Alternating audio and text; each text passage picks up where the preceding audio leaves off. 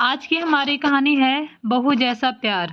संगीता, मैं तुम्हें यह नहीं कहूँगी कि मैं तुम्हें बहू नहीं बेटी ही मानूंगी। बेटी बेटी होती है और बहू बहू होती है। मैं तुम्हें बेटी जैसा प्यार नहीं दूंगी, मैं तुम्हें बहू जैसा ही प्यार दूंगी।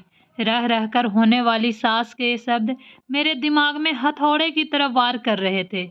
आज मुझे देखने प्रमोद के साथ उसके मम्मी पापा और दीदी जीजा जी आए थे। प्रमोद और मैं दोनों इंजीनियर हैं। प्रमोद की जॉब मुंबई में थी और मेरी बंगलुरु में। प्रमोद मेरी बुआ जी के दूर के रिश्तेदार में कोई लगते थे।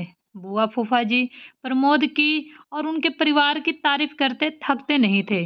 प्रमोद के मम्मी की तो बुआ जी इतनी तारीफ कर रही थी जैसे कि वो खुद इंजीनियर हैं। पति और बेटा दोनों इंजीनियर हैं तो जाहिर है कि पैसों की कोई कमी नहीं है, लेकिन घमंड नाम की कोई चीज़ उनमें नहीं है। लड़ाई झगड़ा करना तो उन्हें आता ही नहीं। उलट उनकी हमेशा यही कोशिश रहती कि उनकी वजह से किसी का दिल न दुखे। खुद इंजीनियर होने के बावजूद और इतना पैसा होने के बावजूद खाना वे स्वयं बनाती हैं। सिर्फ सब्जी आदि काटने के लिए काम वाले की सहायता लेती हैं। उनका मानना है कि खाना हमने स्वयं ही बनाना चाहिए ताकि घर के सभी सदस्यों को शुद्ध और सात्विक भोजन मिले। इतनी तारीफ सुनकर मुझे मन ही मन लग रहा था कि यदि यह संबंध हो जाता तो मैं अपने आप को बहुत खुश नसीब समझूंगी, क्योंकि कहा जाता है ना कि पति पत्नी के गुण मिले या ना मिले, लेकिन सास बहू के गुण मिलना चाहिए, तभी वैवाहिक जीवन सुखी रहता है। यही सोचकर मैंने मन ही मन खुश हो रही थी। मुझे बहुत अच्छी सास मिलने वाली है। लेकिन आज जब उन्हें ने बहू जैसा प्यार देने की बात कही तो वो बात जैसे समझ में नहीं आ रही थी। आज तक कभी ये नहीं सुना था कि हर सास ऐसा कहती है, तुम मेरी बहू नहीं बेटी हो, मैं तुम्हें बेटी जैसा प्यार दूंगी। लेकिन यहाँ तो उल्टा ही हो रहा था। बहू जैसा प्यार, घर के सभी को आशंका हो रही थी कि कहीं वो शादी के बाद फिल्मों वाली ललिता पवार टाइप की सास न बन जाए। यदि ऐसा हुआ तो मेरा क्या होगा। लेकिन सिर्फ इस एक बात को नज़रअंदाज किया जाए तो बाकी सभी बातें अच्छी होने से घर के सभी सदस्यों को लग रहा था कि ये रिश्ता हो जाना चाहिए। और आखिरकार शादी हो ही गई। मेरी शादी तो हो गई, लेकिन दिमाग में हर वक्त मम्मी जी के शब्द तुम्हें मुझे बहू जैसा प्यार नहीं दूंगी गूंजते रहते थे।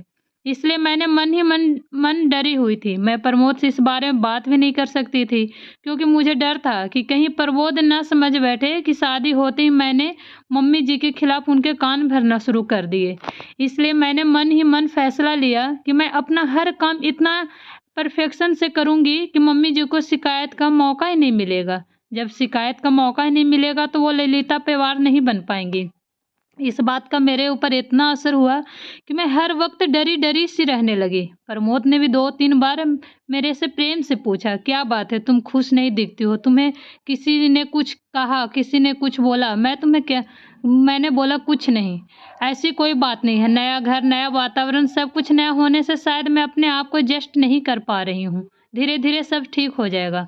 मम्मी जी पापा जी भी मेरा बहुत ख्याल रख रहे हैं, हर वक्त प्यार से पेश आते हैं। लेकिन मन में जो बहू जैसा प्यार की गांठ बैठ चुकी थी वो निकल ही नहीं पा रही थी। सब लोग कहते हैं ना कि शादी के बाद कुछ दिनों तक तो ससुराल के सभी लोग अच्छे से ही रहते हैं, असलियत तो धीरे धीरे सामने आती है। अभी तो शुरुआत है, इसलिए ये लोग प्यार जता रहे हैं। धीरे धीरे मन नहीं इन्हीं सब आशंकाओं से ग्रस्त रहने लगा। शादी के 8-10 दिनों बाद की बात है। मैं चाय बनाने के लिए दूध के गंज 3 लीटर दूध था। मैं दूध निकालने लगी तो न जाने कैसे मेरे हाथ से सांडसी बराबर पकड़ी नहीं और गंज हाथ से छूट गया।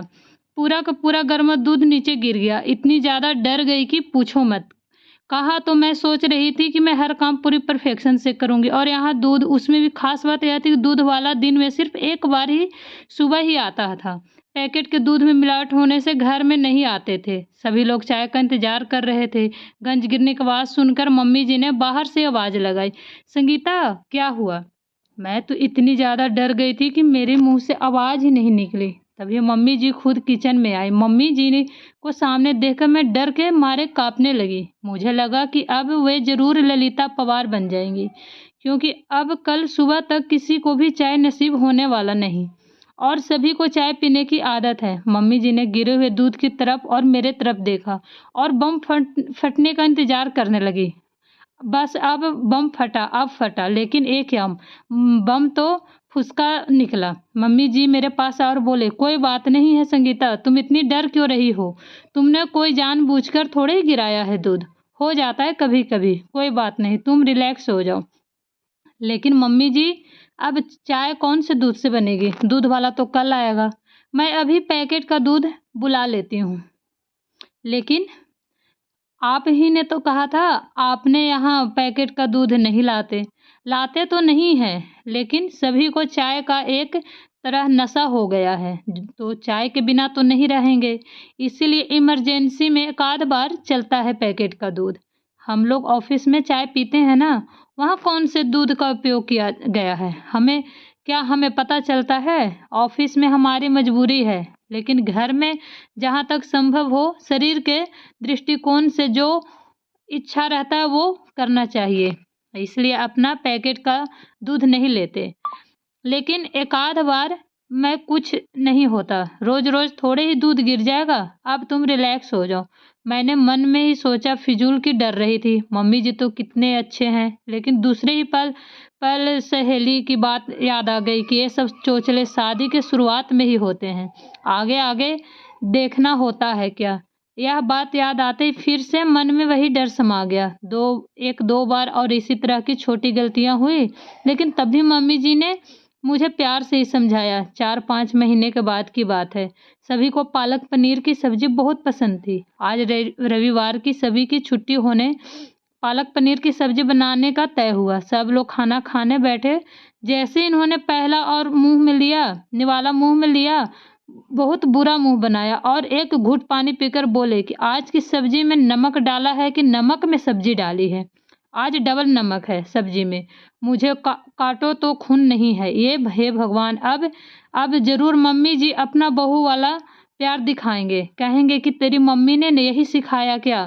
पढ़ लिख कर नौकरी कर रही है, इसका ये मतलब नहीं कि तुम्हें सब्जी बनाना भी नहीं आना चाहिए। तुम्हारी माँ ने तो कहा था कि मेरी बेटी को सब कुछ आता है, फिर ये क्या? मैं ये सब सोच ही रही थी कि इतने मम्मी जी ने मुझे जोर से झंझोड़ा। संगीता, संगीता, क्या हुआ? तुम काँप क्यों रही हो? रो क्यों रही हो?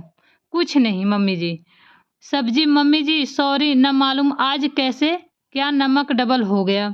अब सब लोग खाना कैसे खाएंगे? फूल गोभी की सब्जी, दाल, चटनी और अचार है ना, खा लेंगे, तू घबरा मत।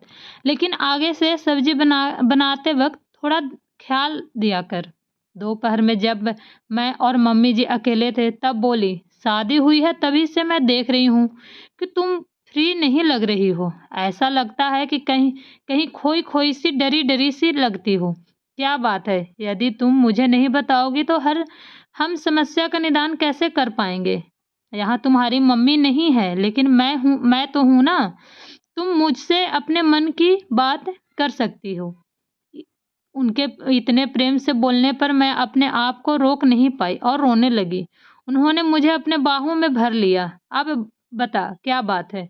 मम्मी जी, जब आपने मुझे देखने आई थी तो आपने कहा था ना कि आप मुझे बेटी जैसा नहीं, बहू जैसा प्यार करेंगी। हाँ, कहा था। तो बहू जैसा भी कोई प्यार होता है क्या? बहू की छोटी से छोटी गलती पर भी उसे इतना प्रेरित किया जाता है कि मानो उससे बहुत बड़ा गुनाह हो गया हो। इसलिए मुझे लगा कि आप मेरी छोटी से छोटी गलती पर भी महाभारत रचेंगी, इनको मेरे खिलाफ भड़काएंगी। इसी सोच के चलते मैं हर वक्त डरते रहती हूँ कि मुझसे कोई गलती नहीं होनी चाहिए। अब आंसू पोंछ नहीं तो मैं फिल्मों वाली ललिता पवार बन जाऊंगी। उन्होंने यह बात इस अंदाज में कही कि हंसते हंसते हम दोनों का बुरा हाल हो गया। आज मुझे पता चला कि बहू वाला प्यार भी होता है। अगर आपको ये कहानी पसंद आए तो मेरे चैनल को लाइक एंड सब्सक्राइब ज़रूर कीजिएगा। Thank you so much.